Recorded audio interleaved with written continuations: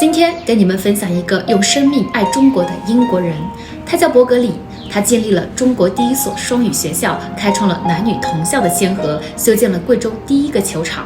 他还帮助阿蒙苗族创制了滇东北老苗文，培养了苗族第一个博士，让偏远的石门坎成为了西南苗族文化的最高区。或许你会好奇，他一个外国人为什么要为中国做这么多？为了传教吗？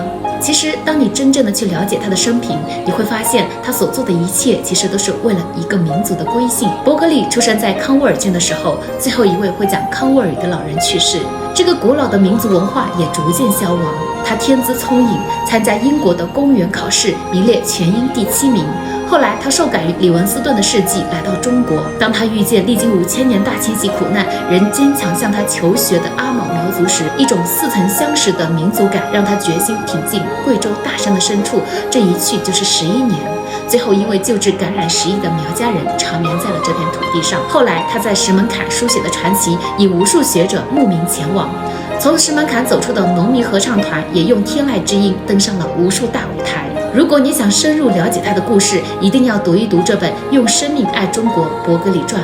这不仅是一个外国人的故事，而是一种民族归信的终极追求。